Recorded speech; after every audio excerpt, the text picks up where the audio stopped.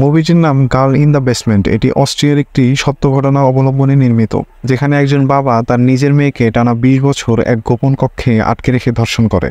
মুভির শুরুতে দেখা যায় একটি 4 জনের পরিবার ডিনারে বসেছে। বড় মেয়েটির নাম সারা। তার বাবা খুবই একগুঁয়ে ডোমিনেটিভ মানুষ। সে তার কথা মতো সবাইকে চালাতে চায়, এর জন্য সে সবকিছু করতে প্রস্তুত। সারা খাবার টেবিলে রাতে পার্টিতে যাওয়ার কথা বললে তার বাবা কড়া ভাষায় নিষেধ করে দেয়। ফলে সারা রুমে চলে যায় এবং ঘরের জানালা ভেঙে সে তার বয়ফ্রেন্ডের সাথে পার্টি করতে যায়। এদিকে সারার বাবা সারার ঘরে এসে দেখে সারা ঘরে নেই, মানে পালিয়ে পার্টি করতে গেছে। এটা দেখে তার রাগ হয়।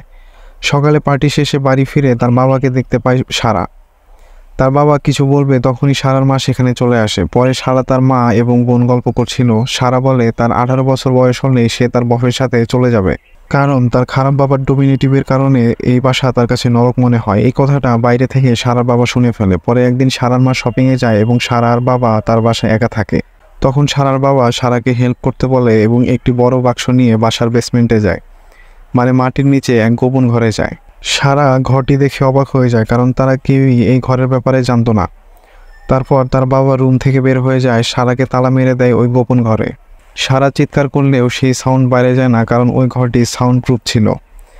সারা ওই বাক্স খুলে দেখতে পায় তার ব্যবহার করা সব জিনিস সেখানে দেওয়া। তখন সে বুঝতে পারে তার বাবা তাকে শিক্ষা দেওয়ার জন্য সে ঘরে আটকে ফেলেছে। সে অনেক বের হওয়ার চেষ্টা করেও পারে না। এদিকে তার মা এবং বোন সারাকে খুঁজতে থাকে, কিন্তু পায় না। 3-4 দিন পর সারার বাবা সেই গোপন ঘরে আসে। তখন সারা পালানোর চেষ্টা করে, কিন্তু ব্যর্থ হয়। তখন সারার বাবা তাকে গালাগাল করে এবং নিজের মেয়েকে ধর্ষণ করে ফেলে রাখে ওই গোপন ঘরে। সারার মা কেস ফাইল করে। পরের দিন সারার বয়ফ্রেন্ড তাকে খুঁজতে আসলে সারার বাপ সারার বয়ফ্রেন্ডকে বলে সারা তার ছোটবেলার প্রেমিকের সাথে পালিয়ে গেছে। এরপর 1 মাস পরে সারার বাবা আবার সেই গোপন ঘরে যায় এবং সেদিন সারার 18 বছর পূর্ণ হওয়ার জন্মদিনের গিফট হিসাবে সারাকে একটি শর্ট ড্রেস দেয় এবং পরতে বলে। সেটা পরার পর সারার বাবা সারাকে আবার ধর্ষণ করে। সারা এরপর খাবারের ক্যান দিয়ে ধারালো অস্ত্র বানায় তার বাবাকে মারার জন্য, কিন্তু ব্যর্থ হওয়ায় তার বাবা আবার তাকে ধর্ষণ করে। এভাবে 1 বছর গেলে সারা তার বাবার ধর্ষণে প্রেগনেন্ট হয়ে পড়ে এবং বাচ্চা প্রসব করে।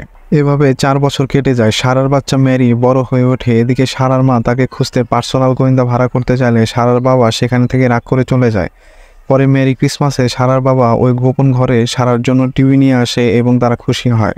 এরপর 7 বছর কেটে যায়। সারা তার বাবার ধর্ষণে আরও একটি ছেলের জন্ম দেয়। সারার মেয়ে মেরি অসুস্থ হয়ে পড়লে সারা তার বাবাকে ডাক্তার আনতে বলে, কিন্তু সে আনে না। এদিকে সারার বয়ফ্রেন্ড সারার বোনের সাথে দেখা করে জানতে পারে সারার বাবার কথাটি মিথ্যা। সারার কোনো ছোটবেলার বন্ধু নেই। পরের দিন সারার বাবা মায়ের ঝগড়া হয় এবং সারার ছোট বোন হঠাৎ গোপন ঘরের চাবি পেয়ে যায়। তখন সে গোপন ঘর খুঁজতে গেলে তার বাবা সেখানে চলে আসে।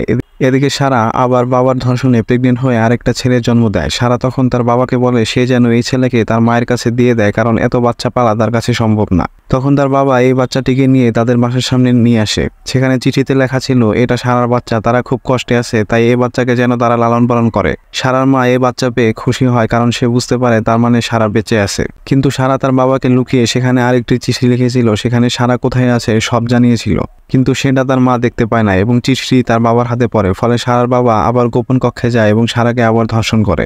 এরপর 14 বছর হয়ে যায়। সারার মেয়ে বড় হতে থাকে এবং সারার বাবা তখন সারার মেয়ের দিকেও লোলুপ দৃষ্টিতে তাকায়, তাই সারা তার বাবাকে গালাগালি করে। এভাবে 21 বছর পার হয়ে যায়। সারা আবার প্রেগনেন্ট হয়।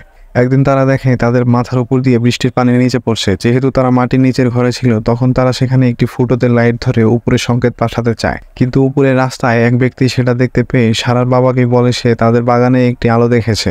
তখন সারার বাবা বুঝতে পারে এবং গোপন ঘরে গিয়ে সারাকে মারধর করে এবং সারা একটি মৃত বাচ্চার জন্ম দেয়। তারপর সারা একদিন তার ছেলে মেয়েকে সব ঘটনা খুলে বলে। এরপর সারার বাবার চাকরি চলে যায় এবং তার বাবা বাড়ি বিক্রি করে ফেলতে হতো।